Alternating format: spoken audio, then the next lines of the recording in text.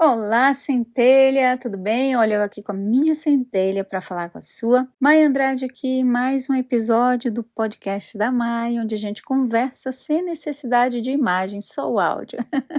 Deixa fluir, adoro podcast. Já comenta aqui embaixo se você está gostando desse formato de entrega de conteúdo para você também. Eu de verdade amo, me divirto muito gravar o podcast, porque eu fico assim, bem relaxada e deixo as coisas fluírem. E o resultado é muito bom.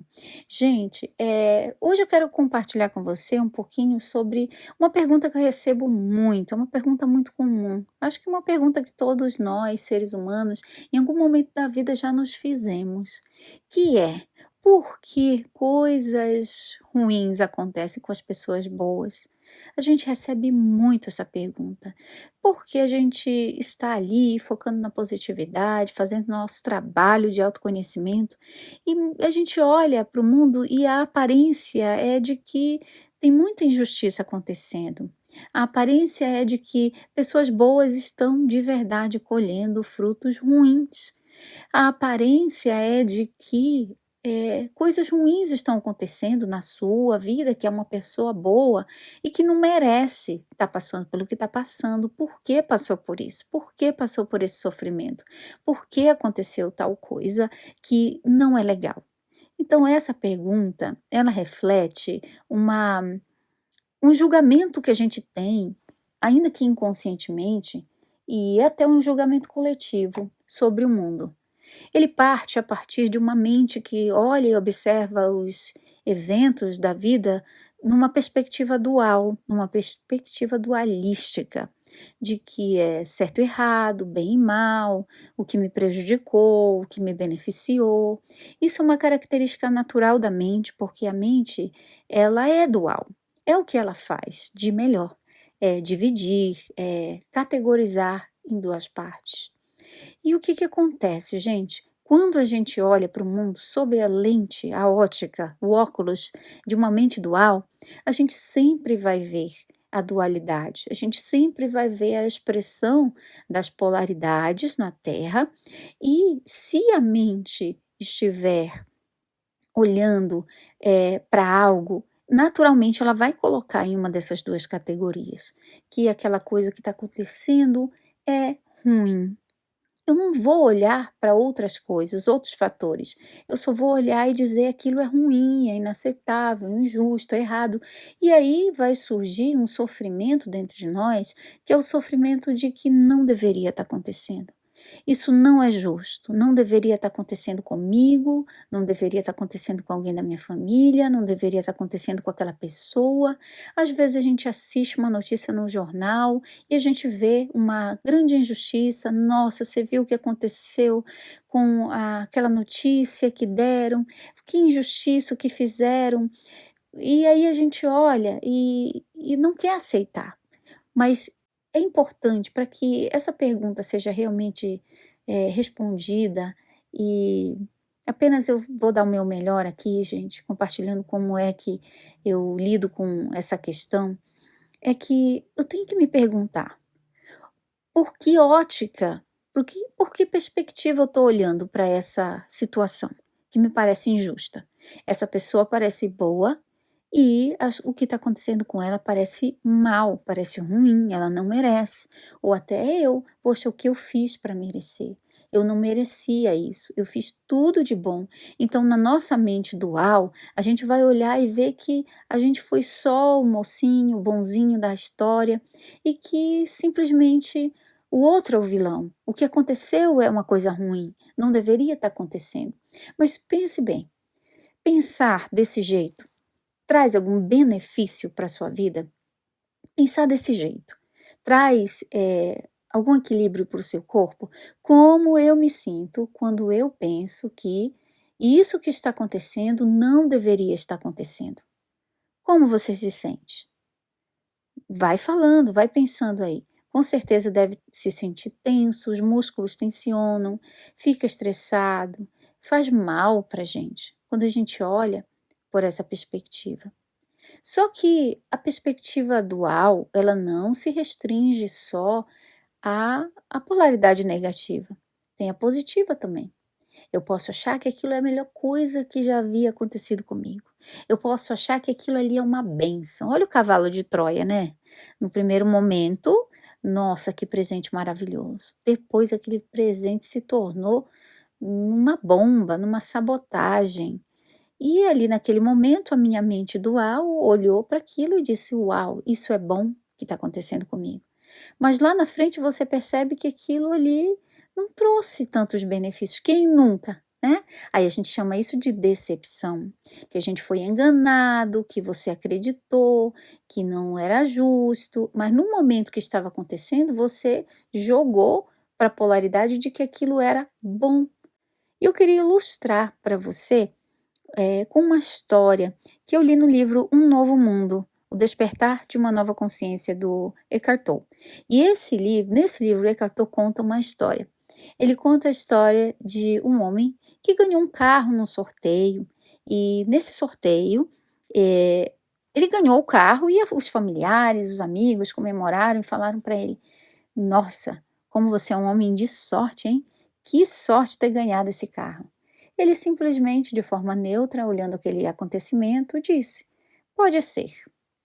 Passado alguns dias, o homem estava dirigindo o seu carro que havia ganhado no sorteio e, num acidente de trânsito, um motorista bêbado bateu nele e ele capotou no carro, o carro se destruiu e ele foi hospitalizado, teve que passar por cirurgia. E lá no hospital, na cama de hospital, novamente os amigos e os familiares foram lá e disseram: "Nossa, mas que azar, não é mesmo, que aconteceu isso com você, que infortúnio, que desgraça, que coisa ruim. Esse motorista bêbado bateu no carro e você estava no carro do sorteio." Ele só simplesmente, de uma posição neutra, ele disse: "Pode ser." Passado alguns dias, o homem, ainda internado no hospital, teve a notícia de que um desmoronamento de terra levou a casa dele. Levou, fez escombros, enfim, tudo foi embora. E aí ele só não morreu porque estava internado no hospital. E aí falaram para ele, alguns amigos disseram: "Nossa, mas que azar que aconteceu isso com a sua casa, que infortúnio, por que aconteceu isso com a sua casa, que triste, não deveria ter acontecido isso com a sua casa. E você, olha só como está a sua vida, que tristeza, né? Primeiro foi acidente, depois se hospitalizou e agora sua casa foi derrubada. É muito azar." O homem simplesmente respondeu: "Pode ser."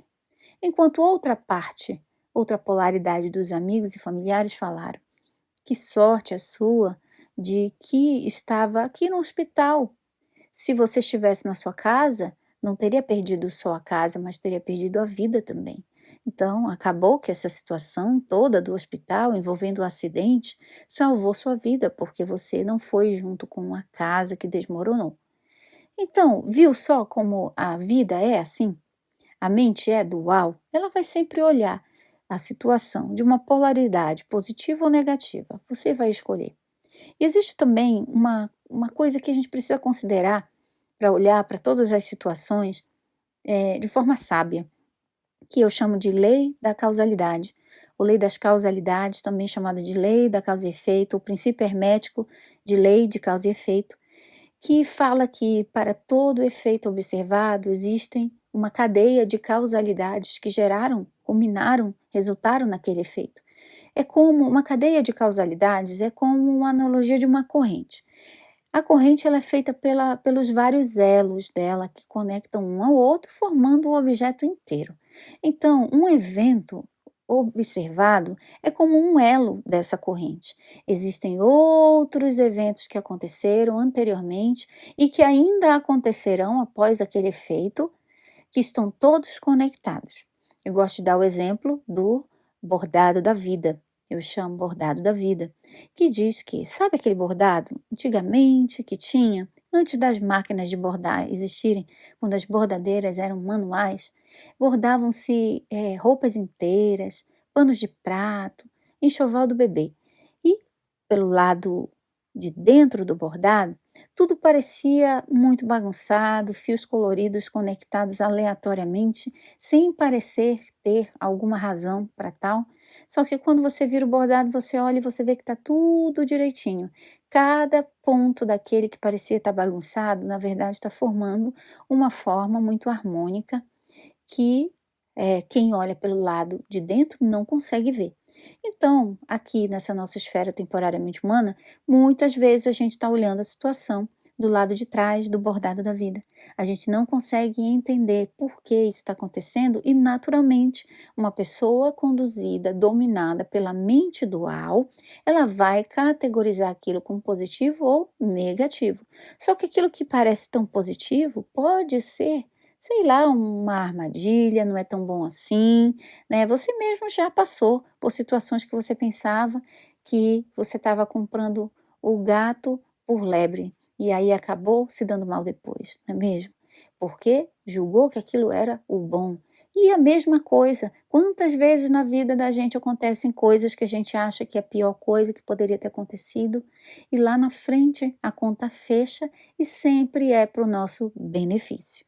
Então, nós não conhecemos todas as causalidades envolvidas naquele ato que estamos observando, naquele ocorrido que estamos observando. Podemos ver o que for na nossa frente acontecendo, com um idoso, com uma criança, com um animal, com a gente, com um parente, seja com quem for. Considere apenas que você está tendo a capacidade de ver apenas o efeito, mas você desconhece as causalidades, que são várias, que transpassam encarnações para que aquilo esteja acontecendo. A única coisa que nós podemos fazer para passar por essas catarses, por esses questionamentos da nossa mente dual e passar por isso de uma forma positiva é acreditar de verdade, confiar que tudo ocorre para o nosso bem maior, que tudo ocorre por uma causa maior, melhor, que ainda que eu não entenda, não consiga compreender neste momento, isso que está acontecendo vai se converter em bem em algum momento. Vem para o crescimento, expansão do universo, da minha centelha, da sua centelha, da pessoa que está passando por isso. Imagina, eu dou o exemplo da apresentadora Oprah Winfrey. Gente, a vida dela inicial foi muito difícil. Com 6 aninhos de idade, a mãe dela já não queria ela. Deixou ela ser criada com a avó. Não, antes dos 6 anos, a mãe simplesmente deu ela para a avó e, naquela época, a mãe dela, era muito raro uma pessoa de cor negra casar com uma pessoa de cor branca. Então, o que que acontecia? Acontecia que a mãe dela conseguiu casar com um homem branco e, por isso, deixou a Oprah. Porque a Oprah era de pele preta, então ela não queria a Oprah. E aí deixou com a avó. E a avó criou a Oprah. Só que a avó acabou falecendo, depois a Oprah teve que ir para a casa da mãe, a mãe não queria aceitar ela, já tinha outros filhos, né, com um homem branco que ela havia aceitado, naquela época o racismo estava muito forte ainda, e aí ela conta que foi assim, muito, muito impactante, que a primeira noite que ela passou na casa da mãe com o padrasto, ela teve que ficar na varanda, do lado de fora, com 6 anos de idade, porque ela não foi aceita para dormir dentro da casa. Então, assim, muita coisa que a Oprah passou e alguém poderia ter olhado, dito, se indignado muito. E claro, isso não quer dizer que a gente deseje que as crianças passem por isso, nada disso justifica. Mas num padrão, num universo mais interno, isso estava acontecendo para o bem da Oprah, de alguma forma. Tudo que ela foi passando tornou ela uma pessoa forte, resiliente e criou para ela aquilo que ela precisava, aquela resiliência interior, para ela ser esse fenômeno mundial que ela é hoje. A história dela é inspirar milhares de pessoas. Então, sabe aquela história de que vão jogando pedras, pega as pedras e constrói o teu castelo? Nós não sabemos no nível mais profundo da existência, da história daquela pessoa, o que aquilo está colaborando para ela. Mas lá na frente, a pessoa vai entender. Lá na frente a conta vai fechar, lá na frente as coisas vão se organizar. Um exemplo muito simples é muita gente que termina relacionamento, casamento, namoro. Naquele momento que o relacionamento terminou, é um apego muito grande à forma que aquele relacionamento existiu por algum tempo. Apego à forma, e forma é impermanência, é outra lei do universo, a impermanência, que é o ritmo. Então, chegou um ciclo que se fechou e a pessoa acha que a pior coisa que aconteceu na vida dela foi terminar aquele relacionamento. Ela se sente rejeitada e o foco dela vai estar na perda. E ela vai sofrer. Porque isso aconteceu, ele não deveria, eu sou uma pessoa boa, ele fez isso comigo. Só que lá na frente, a pessoa consegue um outro casamento, um outro relacionamento muito melhor do que o que tinha antes. Ou descobre que estar solteira é muito melhor do que estar casada, estar amarrado num relacionamento que era antes. E aí até a pessoa diz, ai, nem quero mais pensar nisso. Simplesmente você supera aquilo. Eu mesma, se eu fosse olhar para trás dos relacionamentos amorosos, de namorado que eu tive, eu dou graças a Deus, porque não deu certo. Eu sou muito feliz que não deu certo. Eu agradeço, eu honro, eu abençoo os meus ex-namorados, mas eu estou muito bem casada com meu marido, Elson, hoje. Entendeu, gente? Então, na hora que a gente está passando pela situação, parece que o mundo vai desabar, parece que não dá. Mas agradeça, gente. Sempre agradeça, ainda que eu não entenda as causalidades que geraram esse efeito e quais serão os resultados futuros desse acontecimento. Eu escolho confiar que é para o meu crescimento, para o meu bem, que isso logo vai passar, que algo bom vai acontecer disso. Ainda que no momento que a gente está passando pela situação, é muito difícil a gente aceitar isso. Mas você não tem escolha, a sua escolha são só duas. Ou você permanece resistindo, se agarrando ao que a mente dual, categorizando em positivo e negativo, em justo e injusto, e isso é muita dor que você vai sentir. Ou você escolhe ver a situação além da mente dual, por cima da mente dual. Imagina que a mente dual, ela é um óculos, e esse óculos, cada lente desse óculos, cada olho, é um positivo e um negativo. Então, quando eu estou olhando para o mundo, de um lado, a lente do óculos está azul, do outro está vermelha. Então você vai olhar para o mundo com o óculos, mas existe um ponto de vista, existe uma perspectiva que ela transcende a perspectiva dual que a mente tem. Quando estou me identificando com um personagem físico, eu estou me identificando com a minha mente. E eu vou usar essa identificação mental dual para tudo aquilo que eu observar. E é nessa perspectiva dualística que eu distorço os acontecimentos entre bons e maus, entre certos e errados, entre deverias e não deverias. Mas quando eu entendo que eu não sou essa mente, que a mente, a natureza dela é dualística, ela não vai ter como ver nada de forma neutra, aí eu entendo que existe uma outra camada de perspectiva que transcende, que está por cima, que está além, que é superior à observação dual da mente, que é a consciência. Eu chamo isso de esfera do absoluto e esfera do relativo, porque é isso que fala lá no Caibalho, é o exemplo que dá, relativo e absoluto. A mente existe na esfera do relativo, ela vai colocar as coisas entre os seus polos. E o absoluto é a nossa consciência neutra, também chamada de consciência incondicionada, que não está sob a condição de nenhuma forma, em nenhum dos aspectos. Só que não tem como a mente entender como é essa neutralização, porque a mente vai entender isso como apatia. Ah, então vou ter que ser apática, Mai, não vou mais ter que ter emoção, vou ter que achar aquilo que é errado de normal, entendeu? Isso é a mente tentando usar o óculos da consciência. A mente é míope sem o óculos dela. Ela vai tirar o óculos e ela vai ver tudo embaçado. Ela não consegue ver sob a perspectiva do absoluto. Ela não consegue ver sob a perspectiva da consciência incondicionada, sem forma, sem viés algum.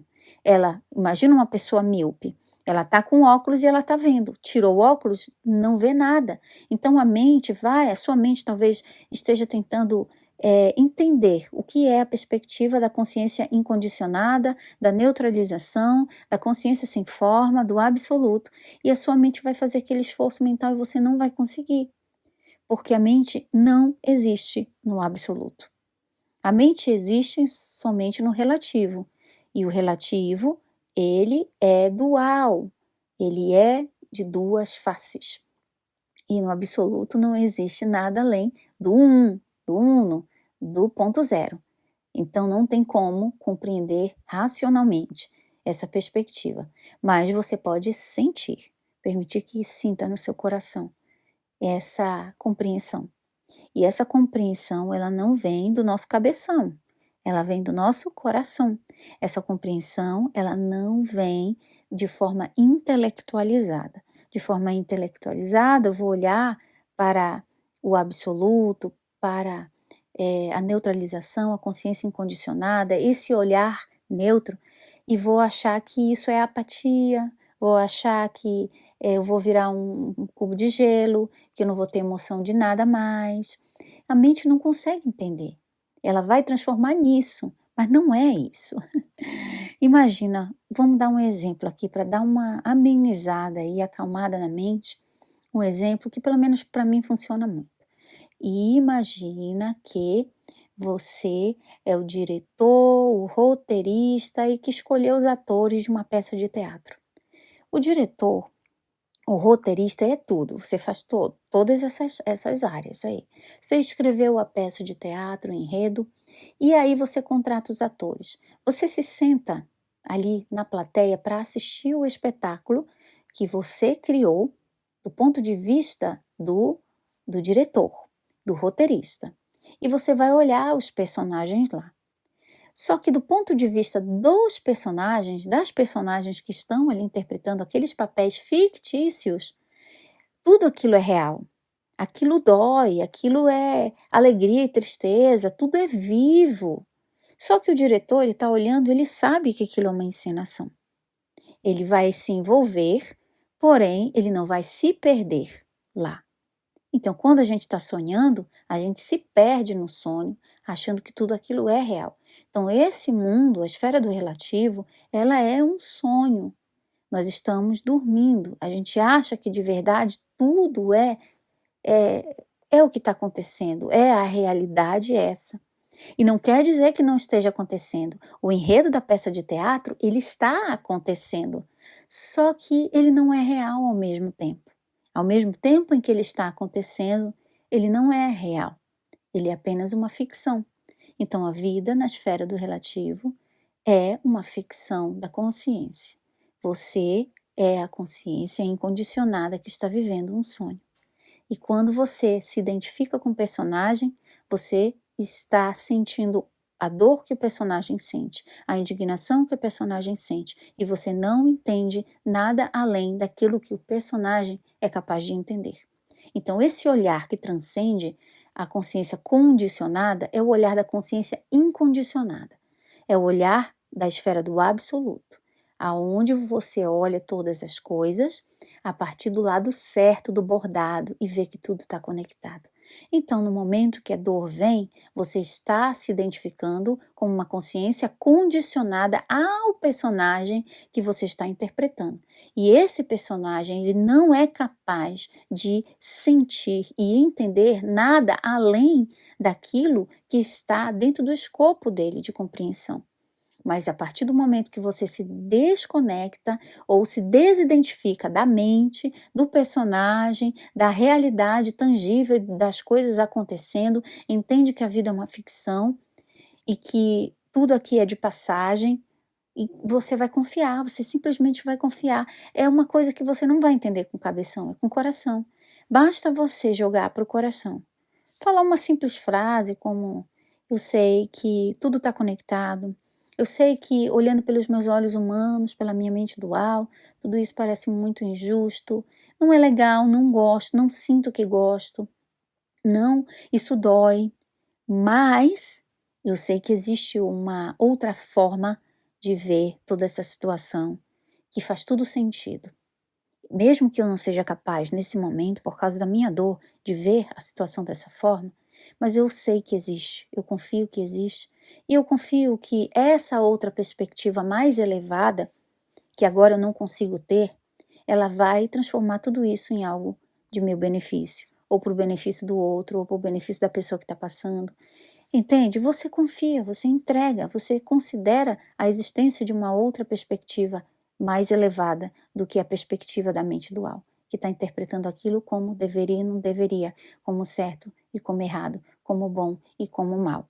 Ok, gente? Essa foi a minha contribuição. Espero que esse podcast, esse áudio traga para você aquela paz, aquele alívio em momentos de grande dificuldade que você possa estar passando, que esteja revoltado com a vida, seja lá o que for, que traga essa paz, essa clareza que você precisa no momento de que você estiver fazendo essa pergunta. Ai, por que coisas boas e ruins acontecem com as pessoas? Ok? Essa é a minha contribuição para você. Um grande beijo da minha centelha para a sua e